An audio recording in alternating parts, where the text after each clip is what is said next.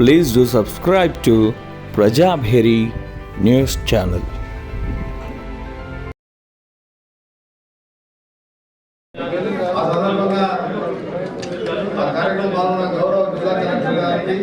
ఇతర అధికారులకు ఆరోగ్య అధికారులందరికీ మా నాయకులకు ముఖ్యంగా మా డిపార్ట్మెంట్ పరంగా వచ్చే నెల సెకండ్కి వెళ్ళి సీఎం గారి ఆదేశం మేరకు ఎక్కడ కూడా మన వర్షాలు కూడా డ్యామేజ్ అయ్యి ఎక్కువ గుంతలు పడి ఇబ్బంది ఉన్న సందర్భంలో 10 రోజులలోనే మ్యాక్సిమం అన్ని రోడ్లు కూడా గుంతలు పూడ్చే విధంగా ముఖ్యమంత్రి గారు గవర్నమెంట్ ఆదేశాలు ఇవ్వడం జరిగింది. దాని ప్రకారం ఈరోజు రివ్యూలో కలెక్టర్ గారికి చెప్పి ఆ సందర్భం ఆ రోడ్డు తర్వాత ఇక్కడ దాదాపు కొన్ని ఇష్యూస్ మీద రివ్యూ పెట్టాలని చెప్పి కలెక్టర్ కోరగానే రివ్యూ ఏర్పాటు చేసుకుని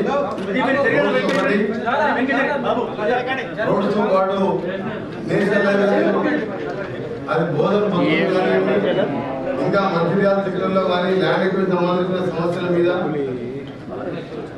ఆర్ఎండ్ రోడ్డుతో పాటు మిషన్ దగ్గర మంచినీళ్ళ ప్రాబ్లం మీద రివ్యూ చేయడం జరిగింది. ఫస్ట్ మొదటి విషయం కొద్దిగా పొద్దున రైతు పిల్లలు కానీ కొద్దిగా వేరే ప్రాబ్లమ్స్తో కొద్దిగా రైతు ఈసారి ఆలస్యమైన సన్న రకాలకు 28 లెక్క దాదాపు 80% మంది రైతులు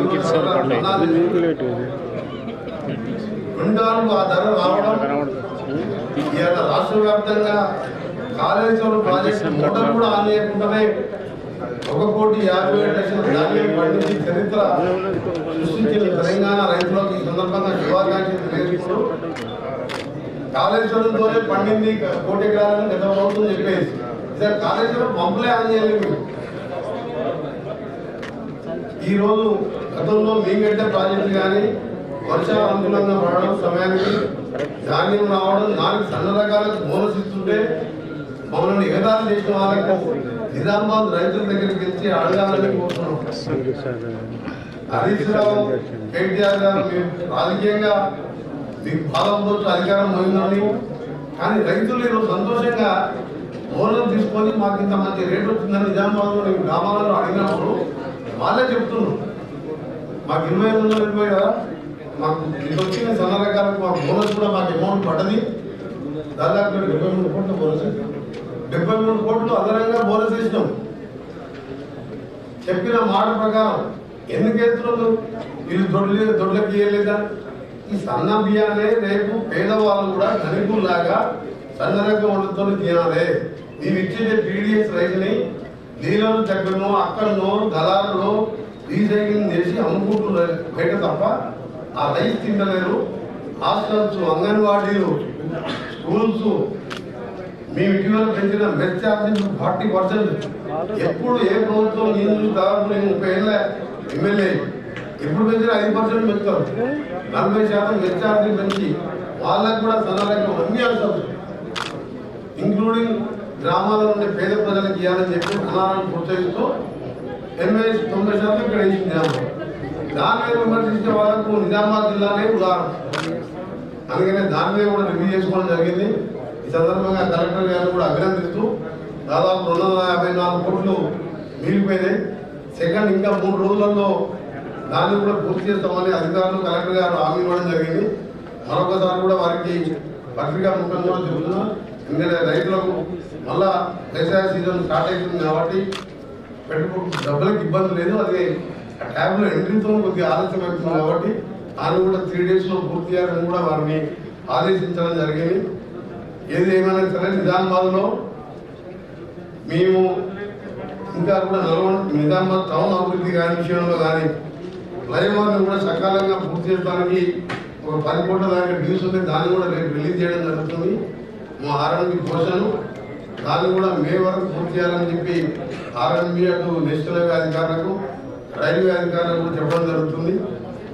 మరి ఒకసారి నిజామాబాద్లో గతంలో వచ్చిన పసుపు బోర్డు కూడా త్వరగా చర్యలు తీసుకుంటే మంచిదని చెప్పి, ఎందుకంటే ప్రధానమంత్రి అనౌన్స్ చేసింది కాబట్టి దానికి సంబంధించిన కార్యాచరణ చేపట్టి పనులు కూడా చేపట్టాలని కూడా కేంద్ర ప్రభుత్వానికి రిక్వెస్ట్ చేసుకుంటూ రేపు ఢిల్లీ వెళ్ళినప్పుడు ప్రైమ్ మినిస్టర్ గారి రీజనల్ లింక్ రోడ్ గతంలో మీ ఓఆర్ఆర్ పెట్టినప్పుడు హైదరాబాద్లో అభివృద్ధి అనేది ఆ ఓఆర్ఆర్తోనే స్టార్ట్ అయింది. రాజశేఖర రెడ్డి గారు ఓఆర్ఆర్ పెట్టినప్పుడు అక్కడే ఎయిర్పోర్ట్ కట్టి అక్కడే ఫైనాన్షియల్ డిస్ట్రిక్ట్ అక్కడే కోకాపేట ఎస్సీజెడ్ పెట్టి ఇలా హైదరాబాద్ మన airport connective PV Narasimha express way 13 కిలోమీటర్ల ఫ్లైఓవర్ కట్టి హైదరాబాద్ ప్రపంచ స్థాయి మెట్రో తీసుకొచ్చి ఈరోజు 65 కోట్ల మంది ప్యాసింజర్స్ 7 నెలల్లో పోయినట్టు నిన్ననే మెట్రో వాళ్ళు రిలీజ్ చేయలేదు. అభివృద్ధి చేసిన ఓఆర్ఆర్ అభివృద్ధికి కారణమైంది. ఒక గేమ్ చేంజర్గా మారిపోయి హైదరాబాద్ రూపురేఖలు మారిపోయింది. ఇలా నా శాఖ ఆధ్వర్యంలో ముఖ్యమంత్రి గారి సహకారంతో ముఖ్యమంత్రి గారు నేను ఎప్పటివరకు వర్క్ చేస్తూ ల్యాండ్ ఎక్వేషన్ చేస్తూ రీజనల్ లింక్ రోడ్డు కూడా ఫిబ్రవరి మాసంలో టెండర్లు పిలిచి అప్పటి వరకు భూసేకరణ ఒక పాటు నార్తన్ పార్ట్లో సంగారెడ్డికి వెళ్ళి భువనగిరి మీద చౌటుపల్లి వరకు టేకప్ చేస్తూ దాన్ని 4 ఏళ్ళలో 3 ఏళ్ళు అనుకుంటున్నాం. ఒక 1 ఇయర్ లేట్ అయినా వరల్డ్ క్లాస్ డిజైన్స్ కన్సల్టెంట్ కోసం పిలవడం జరిగింది. అది Hyderabad Telangana super game changer గా మారబోతుంది. దాంతో హైదరాబాద్ తోని ఇలా అందరూ ప్రతిపక్షాలు అందరూ అలా పేర్లు నేను చెప్పేస్తాను. రియల్ ఎస్టేట్ పడిపోయింది. రియల్ ఎస్టేట్ ఎక్కువ దేశవ్యాప్తంగా తెలంగాణ పార్లమెంట్ అవి జరిగిన ఎన్నికల సంవత్సరంలో కొద్దిగా స్లో ఉంటుంది.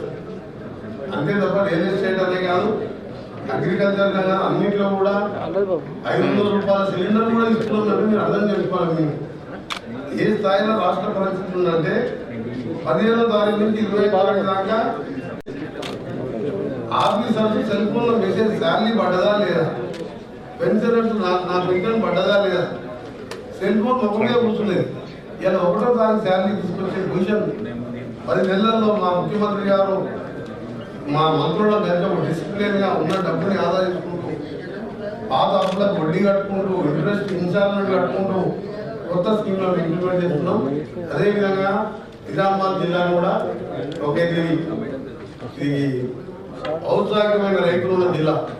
ఇండస్ట్రియల్ గా టర్మరిక్ కానీ ఇతర పంటల విషయంలో కానీ బిజినెస్ పరంగా మహారాష్ట్ర బార్డర్లో ఉన్న జిల్లాని అన్ని విధాల ముఖ్యమంత్రి గారి సహకారంతో జిల్లా ఇన్ఛార్జ్ మినిస్టర్ జుబ్బల్ కృష్ణారావు గారు కానీ నేను కూడా అవసరం ఉన్నప్పుడల్లా నిజామాబాద్ వస్తూ తప్పకుండా జిల్లాలో పెండింగ్ ప్యాకేజ్ నెంబర్ 22 వస్తే ఇలా మాకు నిజామాబాద్ రూరల్ కాన్ఫరెన్స్లో 2 లక్షల ఎకరాలు నీళ్ళు వస్తుంది. దాన్ని రేపు గౌరవ ముఖ్యమంత్రి గారు అలాగే మా జిల్లా చైర్మన్ ఉత్తమ్ కుమార్ రెడ్డి ఇరిగేషన్ మినిస్టర్తో మాట్లాడి ఎమ్మెల్యే గారు ఇప్పటికే 21 ప్యాకేజ్ నెంబర్ అది ఈ కాన్ఫరెన్స్ మొత్తం కావాలి. ఇప్పటిదానికి 6 మండలాలకు ఇరిగేషన్ ఫెసిలిటీ లేదు. నేను పోయి తిరిగి చూస్తున్నాను 4 మండలాలు. ఎమ్మెల్యే గారు గెలిచినప్పటికీ ఎట్టబడుతుంది. దాని మీద ముఖ్యమంత్రి గారు ఇరిగేషన్ నుంచి ఓకే చేశారు. కానీ దాన్ని పాత కంపెనీ వాళ్ళు చేస్తారా లేకపోతే దాన్ని క్యాన్సల్ చేసి రీటెండర్ పెట్టించానా త్వరగా స్టార్ట్ చేయడం. ఇంకా మిగిలిపోయిన కాన్ఫరెన్స్ ఆల్మోస్ట్ బాల్కొండలో కూడా మిగిలిపోయిన సమస్యల మీద దృష్టి పెట్టి నిజామాబాద్ ఓవరాల్ అభివృద్ధికి తప్పకుండా ప్రయత్నం చేస్తామని ఈ సందర్భంగా నిజామాబాద్ ప్రజలకు తెలియజేసుకుంటూ అలాగే మా ఎమ్మెల్యే గౌరవనీయులు భూపత్ రెడ్డి గారికి, గౌరవ జిల్లా కలెక్టర్ గారికి, అలాగే మా కెప్టెన్ లక్ష్మీకాంతారావు గారు, డాక్టర్ జుక్కల్ ఎమ్మెల్యే గారికి, అలాగే వినయ్ గారు, మన సునీల్ గారికి, ఇతర అధికారులకు, ఆర్డీఓస్కు, ఈ మీటింగ్లో పాల్గొన్న ఇతర అధికారులకు, పత్రికా విలేకరులు అందరూ కూడా నమస్కారం. మీ అందరూ కూడా ఒకటే హామీ ఇస్తున్నాం. అది శేఖర ప్రభుత్వం ఇలా దీక్షా దివసాన్ని ఎవరో చేసుకుంటే నేను కూడా దీక్ష చేసిన 12 రోజులు మంత్రి పదవి వదిలిపెట్టి మనం తీసుకొని ఇస్తా అంటే తెలంగాణ వచ్చినాక తీసుకుంటానా. తెలంగాణ వచ్చి గవర్నమెంట్ మా రాకనే పార్టీ మార్పు తెలంగాణ వచ్చినాకనే మా ప్రభుత్వం వస్తే మనం మాట్లాడు దీక్షలు చేసినాము. ఇలా కృష్ణయ్య లింగాపూర్ చౌరస్తా దగ్గర కాన్సెప్ట్ లింగయ్య ఆయన 2 చేతులు దండం పెట్టి ఆయన విగ్రహం చూస్తూ తెలంగాణ పోతుందండి. మా దగ్గర శ్రీకాంతాచారి మాలాంటి వాళ్ళ పదవులు వదిలిపెట్టి మనం మంత్రి పదవులు తీసుకోవాలి. దీక్షా దివస్ ఓవర్ చేసుకోలేదు. తెలంగాణ తల్లి విగ్రహావిష్కరణ డిసెంబర్ 9వ తారీఖు లక్షలాది మహిళల సమక్షంలో సోనియా గాంధీ పుట్టినరోజు. అసలైన తెలంగాణ తల్లి విగ్రహం రాబోతుంది. అది 9వ తారీఖు ఆర్ఎంపీ స్వాగతాలని సెక్రటరియట్లో ఏర్పాటు చేస్తున్నాం. రేపు రైతు మహాసభ లక్షలాది మంది రైతులతో గౌరవ ముఖ్యమంత్రి గారు ముఖ్య అతిథిగా రాష్ట్రంకి నాయకులతో పాటు రైతులందరినీ కూడా ఆహ్వానిస్తున్నాం. పార్టీలకు అతీతంగా మేము చేసిన ఎగ్జిబిషన్ కానీ చేయబోయే కార్యక్రమం కానీ పామ్ ఆయిల్ పెంచడం కానీ పంటలను ఏ విధంగా చేంజ్ చేయాలి దాని మీద ఎగ్జిబిషన్ పెట్టాం. అందరినీ కూడా రావాల్సిన విజ్ఞప్తి చేస్తాం. మరొకసారి మీ అందరికీ రేపు సాయంత్రం రిలీజ్ చేస్తున్నాం. మీరు ఎస్సీ గారు ఈ గారు మాట్లాడండి ఏం చెప్పినా మీరు నాకు ఎందుకు చెప్పాలి, నాకు పంపలేదని చెప్పిన ఎంపీ గారు ఫోన్ లేవట్టినట్టే ఎంపీ గారు నేను ఎక్కడో బిజీ ఉంటాను. 24 hours land acquisition, RRR, Hyderabad Vijayawada road మామూలు. మీ ఎంపీ గారు పెద్ద లీడర్, వాళ్ళు జాతీయ స్థాయి నాయకులు.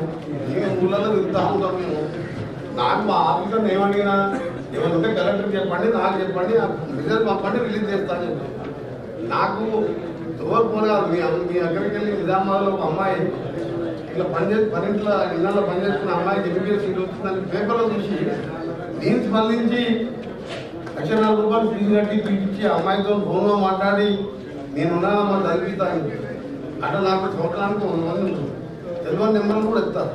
మీ ఎంపీ గారు బహుశా ఫోన్ చేసినప్పుడు నేను మీటింగ్లో ఉండొచ్చు, కానీ నేను ఎవరు ఫోన్ అయినా ఎంపీ గారిని కూడా గౌరవిస్తాం. మేము మా పని మీద చేస్తున్నాం. కలెక్టర్ గారు కూడా చెప్పినాను, ఆఫీసులో చెప్పినా మేము ఓపెన్ చేస్తున్నాం. 10 రోజులు అప్పుడు ఇటు ఫ్లైఓవర్ కంప్లీట్ చేస్తాం. మా ఆర్ఎంపీ ద్వారా నిధుల కొరత ఏం లేదు. కష్టం ఉన్నా సరే ఇంపార్టెంట్ ఫ్లైఓవర్ కాబట్టి దాని నిధులు మండే లోపు రిలీజ్ చేయడం జరుగుతుంది. పసుపు బోర్డు ప్రధానమంత్రి గారు స్వయంగా ఎన్నికల ముందు పెడితే మేమందరం సంతోషపడ్డాం. ఎమ్మడే స్టార్ట్ అవుతుంది. అందుకనే నేను ప్రధానమంత్రి గారిని మీడియా ద్వారా రిక్వెస్ట్ చేసిన రేపు నేను ప్రధానమంత్రి గారిని పర్సనల్గా next week after December 10th మన మొదటి సంవత్సరం దినోత్సవాలు అయిన తర్వాత ఫీజులింగ్ రోడ్ సంబంధించిన విషయం కానీ దానికి శంకుస్థాపన రావాల్సిన ఆహ్వానిస్తూ కలిసినప్పుడు నేను గౌరవ ముఖ్యమంత్రి గారు కూడా పసుపు బోర్డు గురించి కూడా ప్రైమ్ మినిస్టర్ గారిని ఎమ్మెల్యే స్టార్ట్ చేయాలని వారిని మళ్ళా కోరడం, రాతపూర్వకంగా కూడా రిప్రజెంటేషన్ ఇస్తాము. ఇప్పటికి యాక్షన్ లేదు కదా పసుపు బోర్డు. దాన్ని పసుపు బోర్డు దాన్ని ఏం చేస్తారు? 6 నెలలు అయిపోయింది. మనం 3వసారి ప్రధానమంత్రి అయ్యి వారే స్వయంగా ప్రకటించారు. రైతుల పక్షాన వారు రిక్వెస్ట్ చేస్తున్నాం అంతే. ఆయన అనౌన్స్ చేసినప్పుడు ప్రధానమంత్రి అనుకుంటే పెద్ద పని కాదు అది. లేదు, మంత్రివర్గం అనేది ముఖ్యమంత్రి గారి పరిధిలోని అంశం. దాని మీద లోకం జెండికేట్